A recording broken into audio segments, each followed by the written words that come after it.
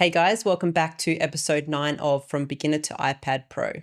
Today I've got 5 tips that I think are going to come in really handy. These are things that are built right into your iPad, but a lot of people just don't know about. This video is sponsored by MOFT.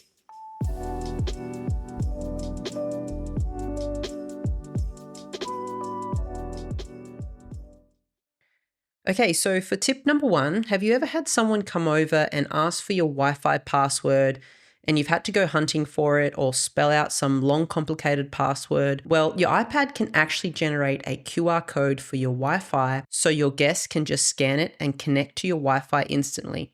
Let me show you how. So first, we need to open up the Passwords app. So to do this, we'll swipe over to our app library and you can come up to the search and just write password, and you'll see the Apple Passwords app. It will need a PIN code or your Face ID to open it. And then once we're in here, we want to go over to Wi-Fi. And in here, you should see your home Wi-Fi. It will also have any other Wi-Fi networks you have connected to, but look for your home Wi-Fi. Select that. In here, you just need to click on Show Network QR Code. And this will bring up a QR code. Your guest will just need to get their phone or iPad and scan the QR code. Then all they need to do is tap join and it will connect them instantly. No typing needed.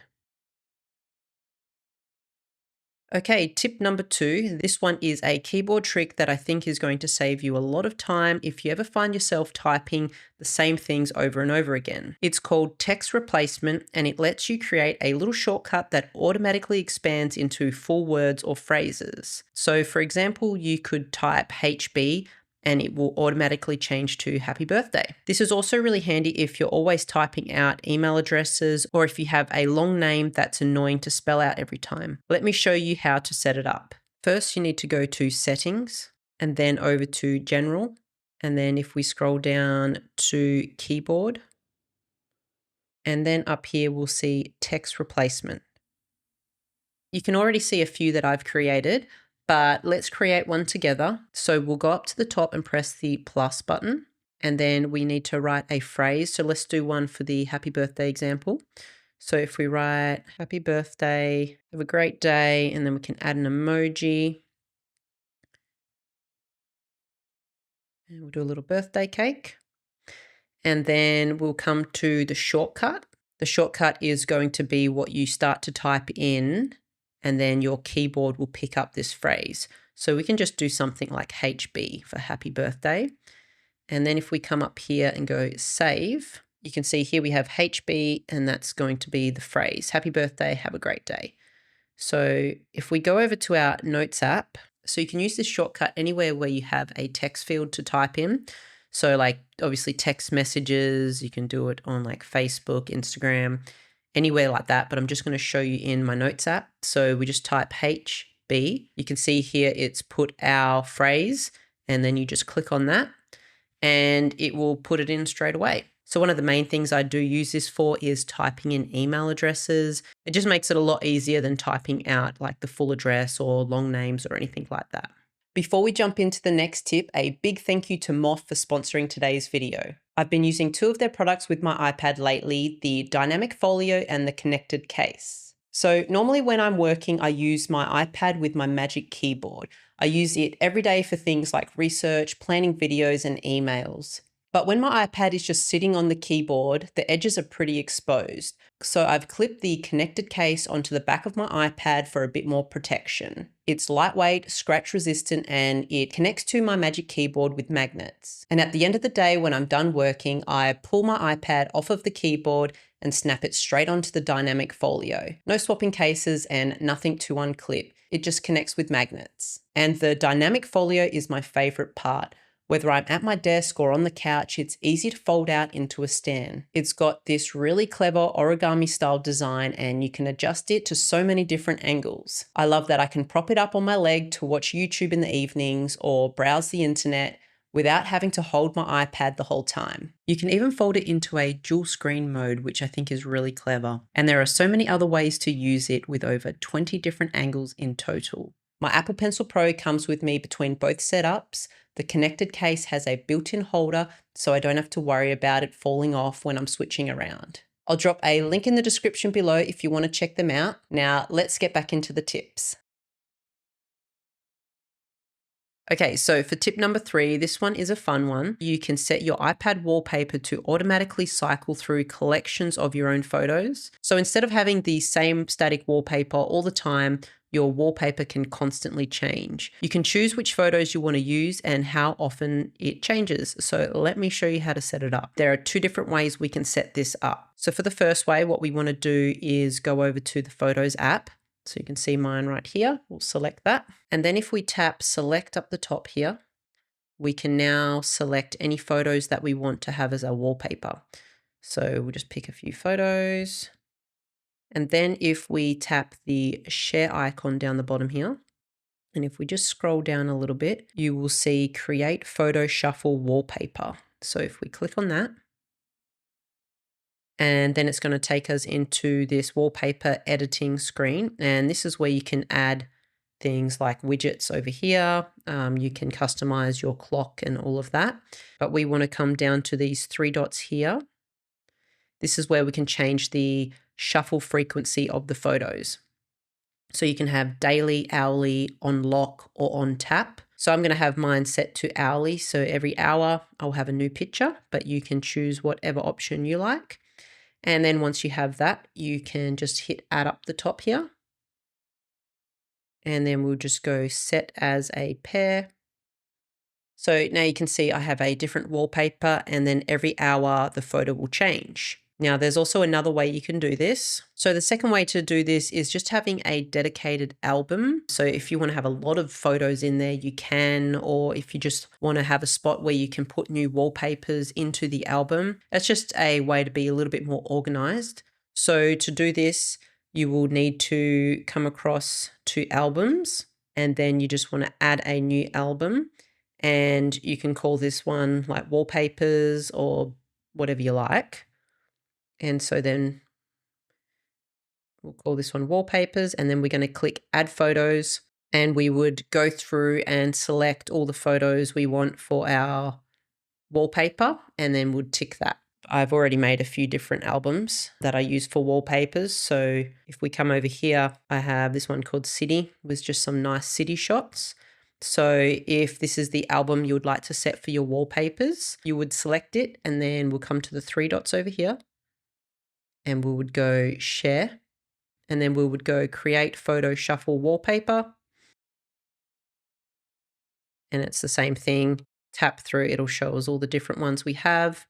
And then we can also come back down here and select daily, hourly, or on lock or on tap. And then once you're happy with that, you click add. And we will set as a pair. And now I have my wallpaper set that will change every hour. And if you like my purple wallpaper here, this is one I've actually made myself. I'll leave a link in the description below and you can grab that one. Okay, tip number 4. This one is something that most people have no idea that iPads can do. If you've ever been typing and accidentally deleted something or made a mistake, instead of trying to undo it manually, there's actually 2 ways you can do this, which are a lot quicker. Okay, so let's open up the Notes app again. Let's type something and let's pretend we made a mistake. The first way we can undo this mistake is we can pick up our iPad and give it a little shake. And then it's going to say undo typing, and we can just go undo, and then we can start again. So that's one way you can do it. If you find this method doesn't work for you, it's just because a certain setting isn't turned on. So you just need to go into your settings and then go to accessibility. And then if we scroll down to touch, and then in touch, you just need to make sure shake to undo is turned on.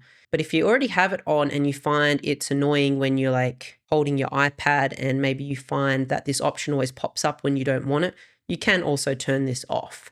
Now, the second method is probably what I use the most. So if we go back into our Notes app, and this one is the 3-finger swipe. So if we write something and then decide, oh no, I don't want that, we use our 3 fingers and we just swipe and it will get rid of it. And then to redo, we can swipe back the other way. So undo is swiping this way and redo is swiping that way. So I find this one is the main one I use on my iPad. I do prefer the shake to undo on my iPhone. But with the bigger screen, I find the 3-finger swipe is the easiest way for me. Anywhere that you can type, you can use the 3-finger gesture or the shake to undo. Okay, last tip, tip number 5. So this one is for anyone who uses Safari to browse the web on their iPad. So there's actually 2 ways you can save web pages in Safari. We have bookmarks and reading lists. So let's go and open up Safari. So the first one we'll look at are bookmarks, and bookmarks are for websites that you want to visit again and again, like your favorite news site or your banking app or like a shopping site or something like that. So let's navigate to a website for an example. So we're going to go to a Radio Garden. This is a really good website. Okay, so we'll open up Radio Garden. If you didn't know, this is actually a pretty cool website. You can listen to radio stations all around the world, which is pretty cool. Anyways, that's not why we're here. So open up the website that you always visit. And then if we come up to this share icon up the top here, we'll tap that. And then we can see add to bookmarks. So if we tap add to bookmarks, it's going to now add it to our bookmark section. So if we press this button here on the side, it's going to open up this side panel.